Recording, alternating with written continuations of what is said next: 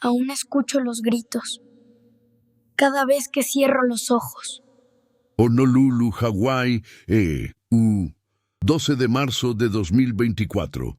Apenas tenía 5 años, pero gritaba el nombre de buques que se habían hundido 80 años atrás.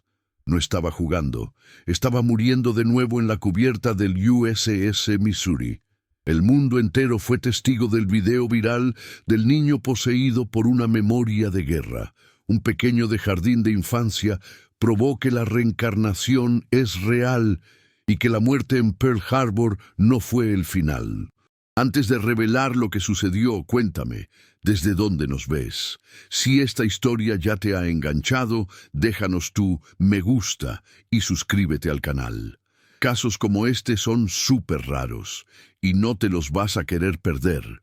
Pero nadie imaginaba la verdad detrás de este misterio. Y todo comienza con un niño de apenas 5 años que frente a un cañón de guerra paralizó al mundo.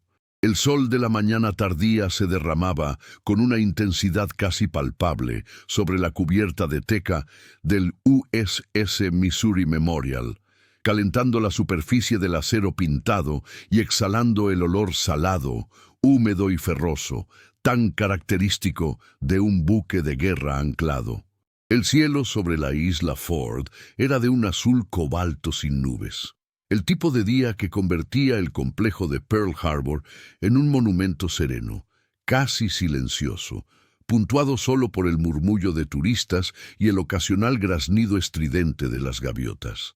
La temperatura ambiente, un cómodo promedio de 26 grados Celsius con la suave brisa del Pacífico, no presagiaba el frío repentino de un terror congelado que estaba a punto de manifestarse en el seno de la familia Miller.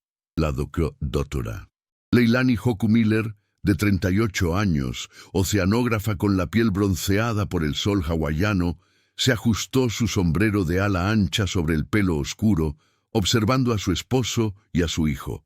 Su marido, el teniente comandante David Keanu Miller, de 41 años, ahora consultor de logística civil tras una carrera naval, estaba de pie junto a la superestructura con su hijo, Samuel Sammy Kainoa Miller, de 5 años y 3 meses. Sammy, un niño notablemente delgado y alto para su edad, vestía una camisa polo gris de tela fresca y shorts khaki, con una postura ligeramente encorvada, reflejo de su condición de alta sensibilidad, HSP, que lo hacía reaccionar de forma amplificada a todo estímulo, como ruidos de motor o multitudes. La rutina de la mañana había sido cuidadosamente calibrada por Leilani para evitar cualquier sobrecarga sensorial. Un desayuno tranquilo con fruta y yogur griego en su casa de Waimalu, la llegada antes de la gran ola de visitantes a las 9:30 m y la progresión metódica por las áreas más abiertas del barco, manteniendo a Sammy lejos de las multitudes compactas y los ruidos de motores. David, con sus anchos hombros y un ceño fruncido perpetuo, resultado de su TPT latente, intentaba sonreír, forzando una normalidad que la propia Leilani sabía que era frágil. Su amor por Sammy era el pilar, pero la forma en que pasaba el dedo por el borde de su chaqueta, un gesto nervioso y repetitivo, delataba la tensión bajo la superficie. Se acercaron al monstruoso montaje del cañón de 16 pulgadas de la torre número 1. El acero gris claro del cañón, con sus más de 20 metros de largo, parecía absorber la luz del sol, emitiendo un aura de poder inerte, frío y opresivo. David comenzó a explicarle a Sammy, con voz llena de orgullo profesional y metáforas sencillas, la logística de carga y el poder destructivo de esas armas. Mira, hijo, de aquí salen los proyectiles grandes. Un tiro de estos puede viajar más de 30 kilómetros, atravesando montañas. Su explicación fue interrumpida, no por una pregunta infantil, sino por un silencio absoluto y antinatural de Sammy. El evento desencadenante ocurrió exactamente a las 10:17 de la mañana. Una bocina larga y melancólica, proveniente de un buque de transporte atracado en el puerto, reverberó en el aire quieto, un sonido grave y prolongado que funcionó como un simulacro de alarma en el ambiente. Sammy, que hasta entonces parecía absorber la historia del barco con una quietud extraña, se congeló. Sus ojos castaños, generalmente amables y grandes, se fijaron en el cañón, pero parecían mirar a través de él, hacia algo a décadas de distancia. El color se esfumó de su rostro, en un abrir y cerrar de ojos, dejándolo con la palidez oscura de la cera. La congelación dio paso a un movimiento brusco e incontrolable.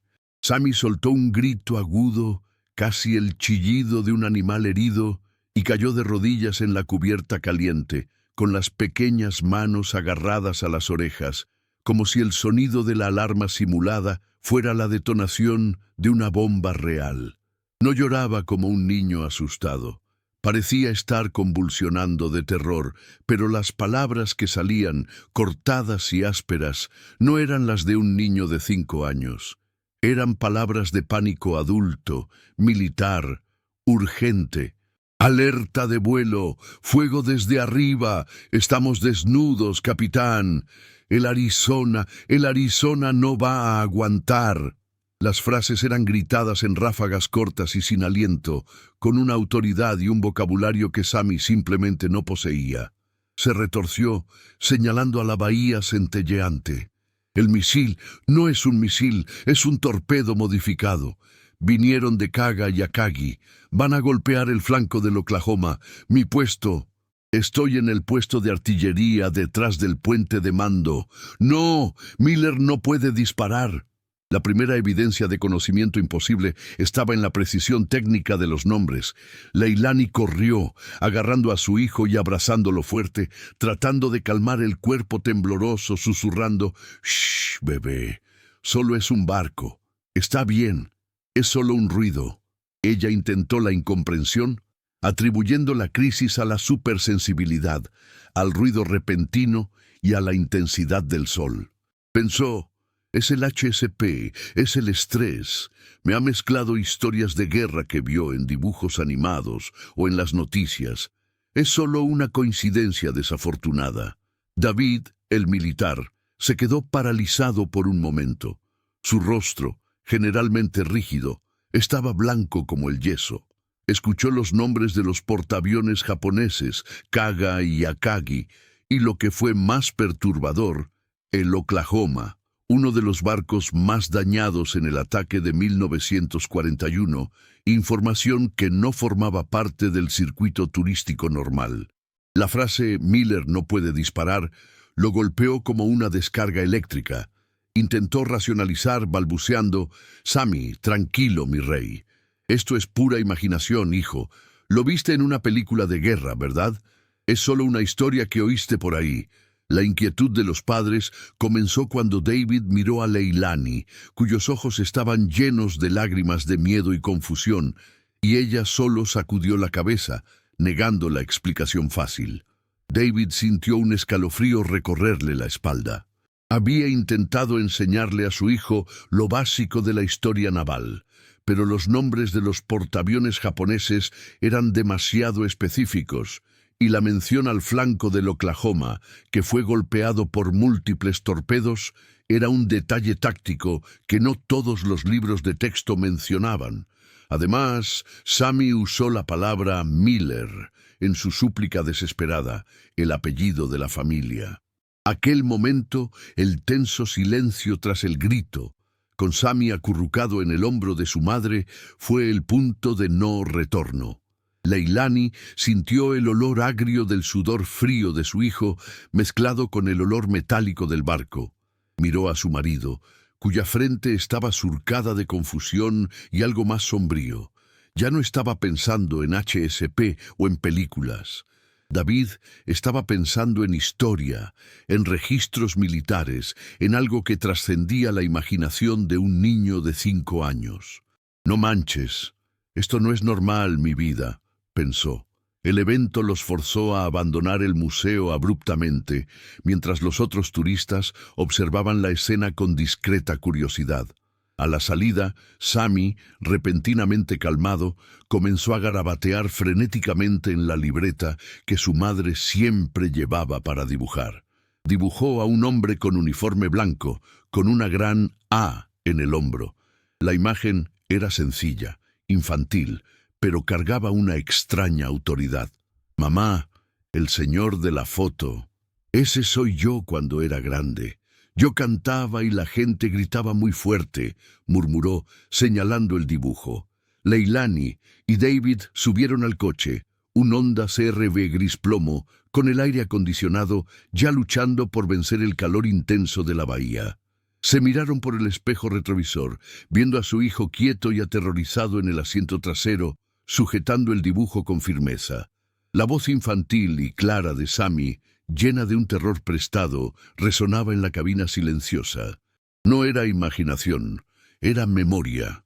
Lo que Sammy había gritado era el lenguaje de la muerte y la táctica, incompatible con su inocencia. No estaba contando una historia, estaba reviviendo una tragedia con una riqueza de detalles que solo un participante podría poseer. El conocimiento de términos técnicos navales y la mención a buques específicos, sumado al nombre Miller en su súplica, establecía un terrorífico lazo con la historia de la bahía. Sabían que ya no podían racionalizar. La crisis de Sammy había sido más que un brote de sensibilidad. Fue una ruptura de la realidad bajo el peso de una memoria imposible. El Arizona y el Oklahoma eran tumbas sumergidas, y Sammy acababa de narrar la escena desde dentro de uno de ellos. Aquellas palabras, Kaga, Akagi, Oklahoma, Miller no puede disparar, eran la primera clave. Pero lo que David estaba a punto de descubrir, al investigar el nombre Doris que Sammy había dibujado, la revelación más perturbadora aún estaba por venir. Una conexión histórica que sacaría el evento del campo de lo sobrenatural y lo anclaría en la documentación factual de la historia militar americana, asegurando la continuidad del público. Leilani encendió la lámpara de noche. La luz amarillenta y tenue apenas lograba perforar la oscuridad del dormitorio principal en su casa de Waimalu, un olor persistente a incienso de lavanda intentando y fallando disipar la tensión en el aire. Ya pasaban las 2:00 de la madrugada y la casa estaba silenciosa, excepto por el ruido rítmico y bajo del aire acondicionado y el sonido de rápidos clics de las teclas del portátil de David, que estaba inclinado sobre la mesa del comedor bajo el brillo frío de la pantalla. David no podía dormir, consumido por la necesidad de investigación en línea y conversaciones susurradas que duraron horas, sintiendo una obligación militar de entender la táctica que su hijo había gritado. Estaba obsesionado con la figura que Sammy había dibujado, el hombre con una A en el hombro, a quien el niño llamó Doris. Susurró al portátil, la voz tensa y baja. Doris, Marina, Pearl Harbor. Leilani apareció en la puerta de la cocina, envuelta en una bata de franela azul marino, la taza de té de manzanilla humeante entre sus manos temblorosas. Ella representaba al escéptico en la tensión conyugal, aunque su escepticismo estaba tambaleándose bajo el peso del miedo maternal y la falta de sueño. «Mi cariño, vente a la cama. Ya es tarde. No vas a encontrar nada que explique esto. Es su TPT, no reencarnación», susurró ella, la voz cargada de súplica y racionalización. «Es hipersensible. Vio algo en internet, lo mezcló todo, David. Vamos a olvidar el militarismo por un día». David no quitó los ojos de la pantalla, pero respondió con voz seca y ronca. «Dijo Miller no puede disparar, Leilani, y ahora este dibujo. Yo soy Miller. Y este hombre que llama Doris me está mirando desde una foto en el monitor. Búsqueda rápida. Doris, Dory, Miller». La segunda evidencia que rompió el escepticismo de Leilani apareció en la pantalla del portátil de David. una fotografía en blanco y negro, fechada en 1942, de un hombre negro, alto, sonriente, con uniforme de cocinero naval, pero con un arma .50 en la mano. David leyó el titular con la voz quebrada. Doris Miller, el cocinero afroamericano del USS West Virginia, que operó una ametralladora durante el ataque de Pearl Harbor. Un acto heroico inicialmente subestimado en los informes oficiales, pero de conocimiento creciente en el medio militar. La precisión del nombre y del buque, West Virginia, que estaba anclado cerca del Oklahoma el 7 de diciembre de 1941, y el detalle del cocinero artillero, información que estaba en las entrelíneas de la historia, fue un golpazo devastador para la racionalización de Leilani. El descubrimiento o revelación de objeto físico sucedió al día siguiente, en un esfuerzo desesperado por probar que la memoria de su hijo era solo una fantasía. David llevó a Sammy al desván oscuro y sofocante de la casa, donde se apilaban cajas de cartón arrugadas y llenas de pertenencias de la familia Miller, el aire denso y con olor a polvo y papel viejo. Sammy no dudó. Guió a su padre directamente a una vieja caja de madera de cedro, oscura y pesada, que pertenecía al abuelo de David, un veterano del Pacífico que no estuvo en Pearl Harbor. Sammy tocó la madera rugosa, los nudos salientes, y dijo: «Aquí está, papá. El mío, el de Marcus». Dentro, el olor a cedro era casi medicinal. Envuelto en un paño de seda amarillento que se desintegraba al tacto, David encontró un botón de uniforme naval oxidado. La descripción sensorial completa del artefacto era inmediata. 22 milímetros de diámetro, material de bronce con una intensa pátina verde oscuro, casi negra, debido a la oxidación de décadas. El relieve del águila americana estaba desgastado, pero aún visible, un objeto históricamente inconfundible. Con una lupa de joyero que heredó de su abuelo, David examinó el reverso, sintiendo el bronce frío y rugoso contra la palma de la mano. Allí, microscópicamente, vio la marca del fabricante, Scoville MFG Co., y lo que parecían ser dos iniciales grabadas con un instrumento afilado, quizás un cuchillo de bolsillo naval, MH. David sintió un escalofrío gélido.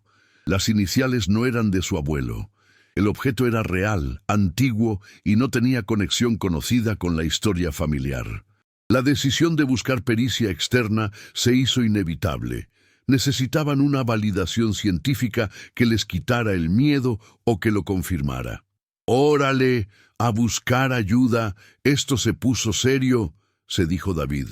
La entrada del primer especialista local fue renuente.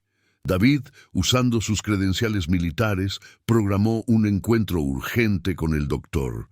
Alika Canoa, de 55 años, curador principal de Historia Naval del Pacífico en el Pearl Harbor National Memorial. Un hombre con 30 años de experiencia y un detalle físico distintivo. Un chaleco de tweed anticuado sobre la camisa hawaiana, incluso bajo el calor, y un manierismo de siempre acomodarse las gafas de montura de carey en la nariz. La sala de archivo del doctor. Canoa era el establecimiento de sus credenciales a través del ambiente. Olor a papel antiguo y ácido, pilas ordenadas de informes desclasificados y un silencio reverente. El doctor Canoa escuchó la historia de Sammy con un escepticismo inicial mal disimulado, acomodándose las gafas y respondiendo con frases cortas y técnicas. Memoria infantil, Miller. Trazo de fantasía con la historia local. Común. Sucede con frecuencia. Pero no pudo ignorar el botón.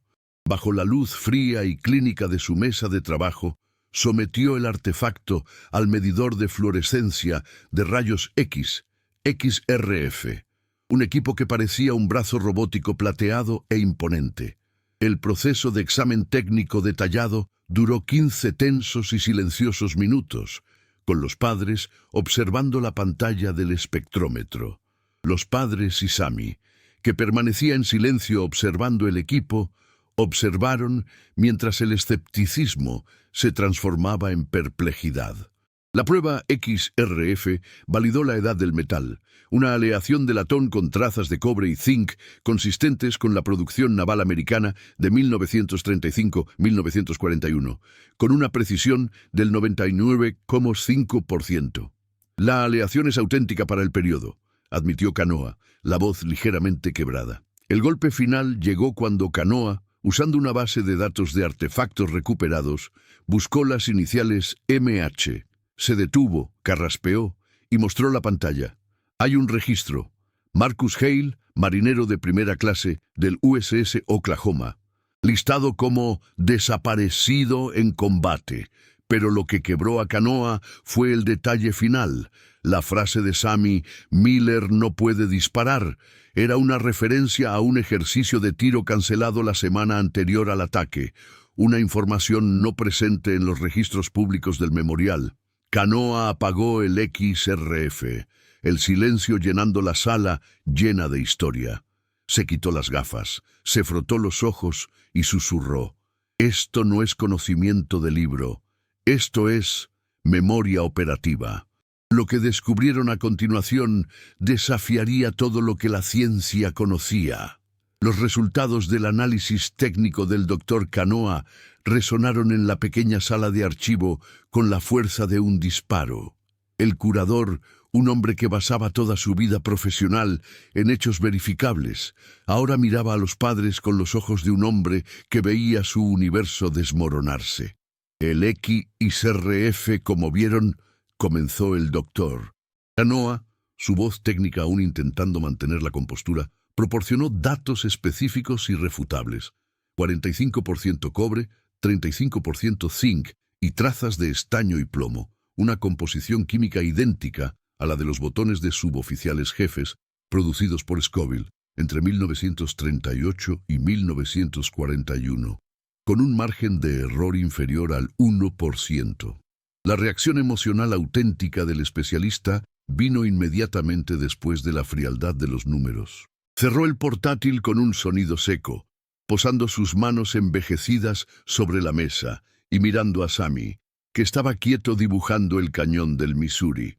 En 30 años estudiando estos artefactos, Miller, nunca vi algo que desafiara tanto la lógica y el registro. La memoria operativa de aquel entrenamiento cancelado. No hay manera de que su hijo sepa eso. No está en ningún sitio. Mi conclusión técnica es que el botón es auténtico y el conocimiento de Sammy es imposible. Sacudió la cabeza, un gesto lento de rendición ante la evidencia. De vuelta a casa, David estaba inmerso en su red de contactos militares. Las coordenadas del antiguo lugar de anclaje que Sammy dibujó insistentemente, una marca de cruz en el agua, a 200 metros al oeste del muelle F6, lo llevaron a un índice digitalizado de archivos de la NARA, Administración Nacional de Archivos y Registros.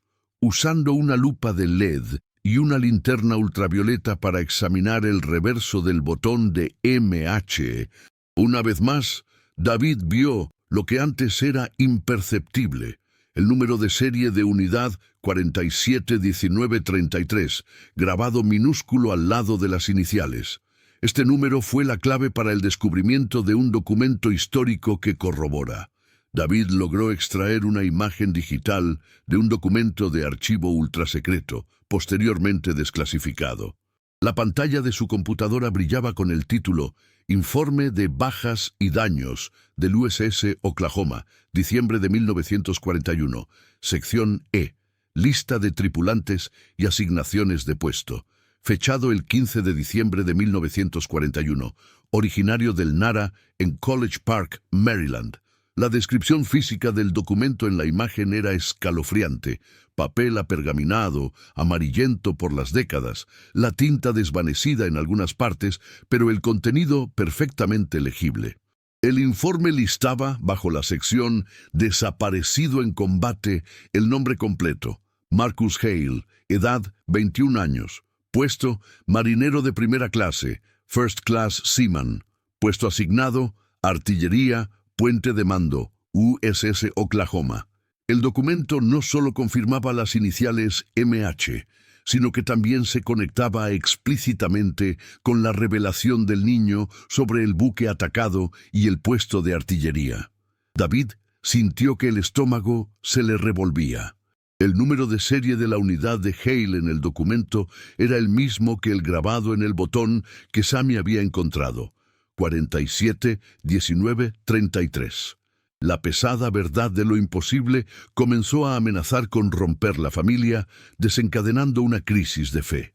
Aquella noche, después de acostar a Sammy, Leilani y David se sentaron en el porche bajo la tenue luz de la luna hawaiana, el olor a flor de tiare flotando en el aire, en una escena íntima entre padres, expresando miedos reales. Leilani lloraba silenciosamente, las lágrimas rodando por su rostro y cayendo en el piso de madera, absorbidas por la fibra. David, tengo miedo. Miedo de lo que la gente va a decir. Miedo de que esté enfermo o de que esto sea real, confesó, la voz casi inaudible apretando la bata. ¿Qué vamos a hacer si es real? ¿Cómo criamos a un hijo que carga la memoria de la muerte de otra persona? Esto nos está destruyendo, nos está dividiendo. Tú estás obsesionado con lo militar. Yo estoy en la negación de madre. David la abrazó, sintiendo que el peso de su propio tepte era momentáneamente reemplazado por el peso abrumador de la verdad. Al día siguiente, la vulnerabilidad del niño se manifestó. Sammy estaba sentado solo en la alfombra de la sala, la luz de la tarde entrando por la ventana y dibujando largas sombras. No estaba agitado, pero lloraba, con lágrimas gruesas y silenciosas cayendo sobre el papel. «Mamá, ya no quiero. No entiendo. Me gritan en la cabeza», dijo con la voz infantil y confusa, haciendo un pedido de ayuda desesperado y honesto. «Yo no soy Marcus. Yo soy Sammy. Solo quiero jugar en el mar contigo, con la pelota roja». Aquel momento de profundo dolor infantil selló la decisión de seguir investigando. Ya no se trataba de probar un fenómeno, sino de aliviar el sufrimiento del hijo, buscando la verdad para traer paz. David tocó el sedoso cabello de Sammy. «Vamos a descubrir quién era, hijo. Y vamos a ayudarlo a encontrar la paz. No te preocupes, tú eres mi Sammy, y Marcus es la historia que quiere contar». La solución, decidieron, era buscar el punto más alto de la credibilidad científica, la validación definitiva. David usó sus ahorros y contactos para agendar un encuentro con el principal especialista en neurociencia de memorias de vidas pasadas en Estados Unidos. Estaban haciendo la preparación para la validación definitiva, un salto de fe de la historia naval local al rigor frío e implacable de la neurociencia. Esa noche, tomaron la decisión que cambiaría todo. La sala de exámenes del Departamento de Neurociencia Cognitiva de la Universidad de Virginia en Charlottesville era un cubo blanco y frío, el olor a etanol y equipos esterilizados flotando en el aire enrarecido a solo 18 grados Celsius de temperatura controlada. Era 3 de mayo de 2024. El doctor Elias Vance, de 62 años, emergió para encontrarse con los Miller, una figura imponente, pero con hombros encorvados por el peso de décadas de estudio de fenómenos inexplicables. El detalle físico distintivo de Vance era su chaleco de lana gris claro y sus gafas de lectura colgadas del cuello por una cadena de oro. Su credencial y reputación como profesor emérito y jefe de la División de Estudios de Personalidad, con más de 200 artículos revisados por pares sobre la naturaleza de la conciencia, eran el baluarte de su autoridad. Vance estrechó las manos de los padres con una firmeza sorprendente. Su primer gesto, un manierismo único, fue mirar directamente a Sammy, agachándose a la altura del niño y diciendo: «Hola, Samuel. Me da mucho gusto que hayas venido. No te vamos a lastimar. Solo queremos escuchar tus historias en un lugar silencioso». Su primera frase establecía la personalidad. calma y empática, pero con un rigor científico subyacente. El método científico riguroso fue aplicado inmediatamente. Sammy, acompañado de su madre, fue llevado a la sala de resonancia magnética funcional, fMRI. David observaba la escena por un vidrio de contención, sintiendo el corazón latir aceleradamente. Los protocolos específicos eran claros. Sammy, acostado inmóvil en el túnel, un estímulo auditivo leve, el sonido del agua y de motores de buque de guerra, siendo introducido en los auriculares para inducir un recuerdo hipnótico leve, sin manipulación sugestiva, solo con estímulos sensoriales de baja intensidad. El equipo sofisticado de la fMRI, un enorme cilindro blanco y gris, zumbaba bajo, el sonido monótono llenando el silencio tenso. La secuencia de análisis con pruebas detalladas duró más de 1 hora y media, mientras la pantalla de control del técnico exhibía gráficos complejos e imágenes en colores vibrantes del cerebro de Sammy en tiempo real. Las pruebas se concentraron en 2 áreas específicas, el giro parahipocampal y la corteza prefrontal, ambas ligadas a la memoria autobiográfica y al procesamiento de identidad. Cuando el estímulo auditivo, la grabación de una bocina de alarma naval, fue activado, los gráficos en la pantalla explotaron en actividad. Los resultados numéricos concretos aparecieron en tablas laterales. Aumento de actividad del 32% en el giro parahipocampal y la corteza prefrontal derecha, correlacionado con la descripción verbal de un evento traumático, ataque aéreo. Esto fue seguido por el mapeo topográfico de electroencefalografía, EEGT, que midió las ondas cerebrales.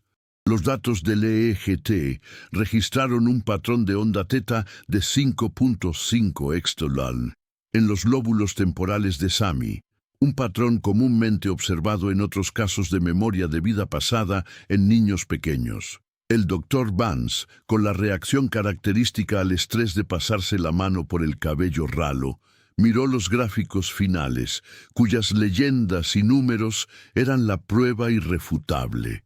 Se giró hacia los padres, sus ojos oscuros y profundos. La conclusión, que desafía paradigmas científicos, vino en un susurro técnico. Los datos neurales de su hijo, dijo, consultando su portapapeles, son estadísticamente indistinguibles de los patrones de memoria real. La activación de memoria de largo plazo preverbal con contenido verificable es un resultado con una probabilidad de ocurrencia aleatoria inferior a p0.1. El momento donde el especialista admite no tener explicación fue un alivio terrible para Leilani. Vio el peso salir de los hombros de Vance. No puedo probar la reencarnación, por supuesto, pero puedo probar que la experiencia de Sammy es un fenómeno neurológico medible. No está fantaseando. Su cerebro está accediendo a esa información como si fuera una memoria autobiográfica legítima. Hizo una pausa mirando a los padres. Él tiene esa memoria. El cómo es lo que desafía la ciencia que conocemos, y eso es lo aterrador. La fMRI, el EEGT y los números habían proporcionado la validación de autenticidad sin poder explicar el mecanismo. La experiencia de Sammy era real. El dolor de Marcus Hale estaba codificado en sus neuronas. La revelación que cambia la dirección de la historia vino cuando Sammy, aún conectado a los electrodos, abrió los ojos y con la voz infantil y clara dijo: «El otro marinero. Él me dio el botón, papá. El cocinero. Él me empujó. Él salvó a Marcus. Y yo no pude entregarle el botón a su mamá. El Miller no puede disparar de la primera escena. La angustia de Sammy no era solo la memoria de su propia muerte como Marcus Hale. Era la culpa del sobreviviente y la falla en cumplir una promesa hecha a otro marinero, un cocinero valiente.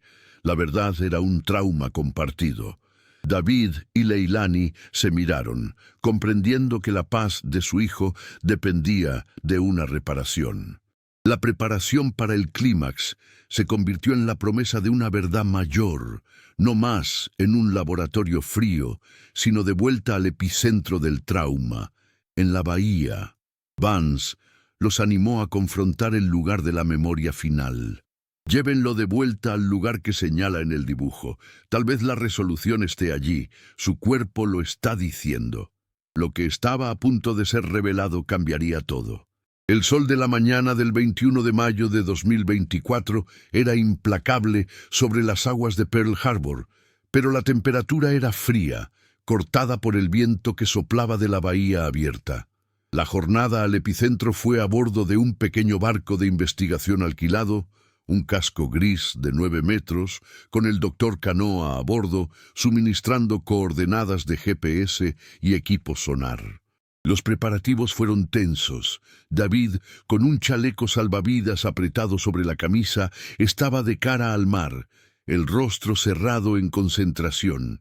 Leilani sostenía a Sammy, que estaba extrañamente tranquilo, en silencio, observando el agua turbia. El trayecto fue lento, el motor diésel del barco burbujeando en el agua verde oscura. El olor salino y a aceite diésel se intensificaba a medida que se acercaban al lugar. La llegada fue marcada por el silencio. El barco se detuvo precisamente sobre las coordenadas geográficas de GPS que Sammy dibujó meses antes. 21, circ 2247, ext 157, circ 5702, ext. El punto exacto de la popa del USS Oklahoma. El lugar crucial era una superficie de agua tranquila, pero bajo ella el barco estaba volcado, una tumba metálica a 15 metros de profundidad. La descripción sensorial completa del lugar crucial era la de la paz falsa. El agua era turbia, de un verde lechoso, pero el viento constante creaba pequeñas olas agitadas. El sonido dominante era el golpeteo del agua contra el casco de fibra de vidrio del barco. Sammy, de pie junto al borde, señaló a un punto específico en el agua, no con terror, sino con una quietud resuelta. Es ahí está el agujero. Él me empujó por ahí, el Miller. Él me dio el botón y me empujó. Le dolía mucho el brazo. El doctor.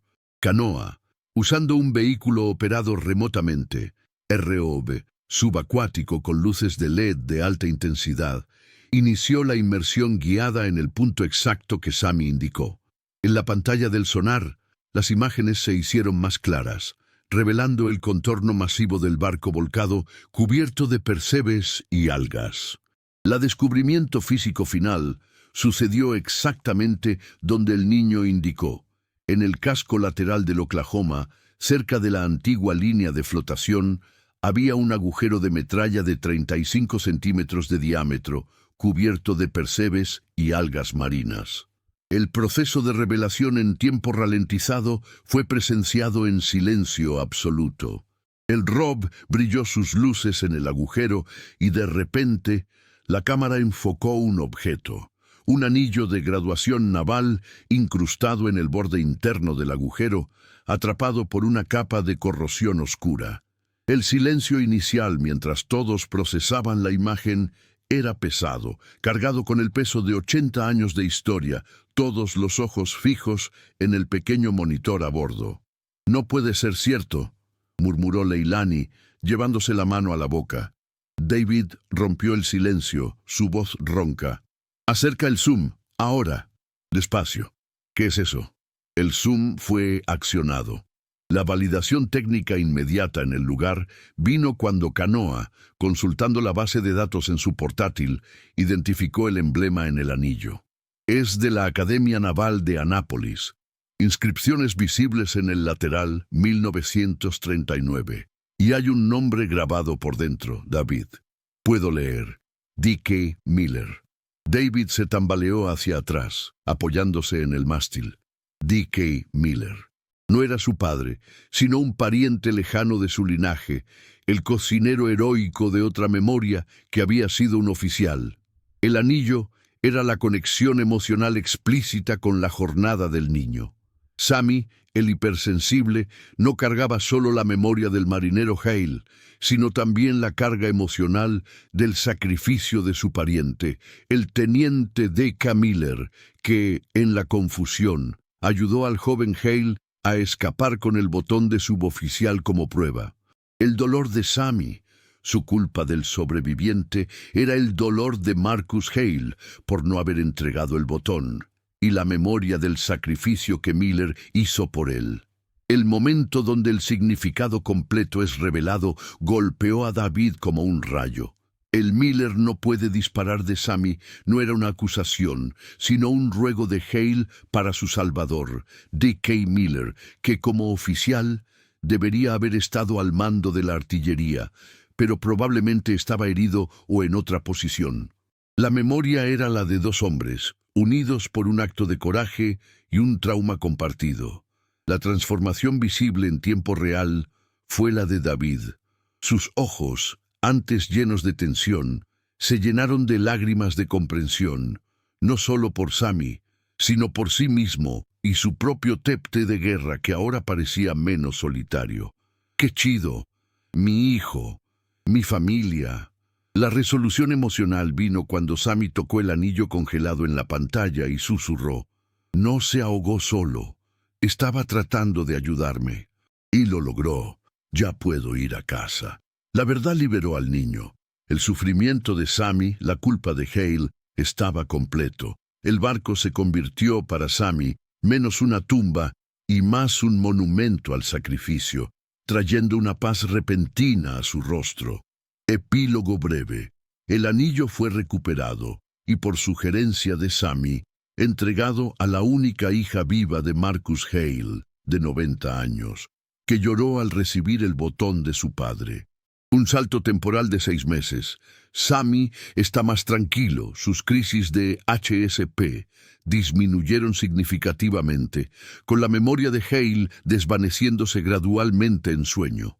Aún dibuja, pero ahora son flores y el mar, no solo buques de guerra, y está empezando a tocar piano, mostrando una sorprendente afinidad con la música, lo que Hale hacía.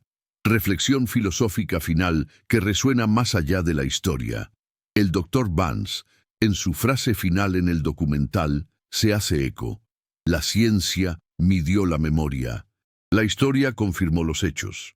Pero lo que esto realmente nos dice es que el sacrificio y la valentía no son actos singulares, son resonancias, conexiones de almas unidas por el trauma, que hacen eco en la conciencia a través del tiempo, desafiando la propia lógica de la muerte y del tiempo. Y finalmente entendieron que algunas verdades atraviesan lo imposible.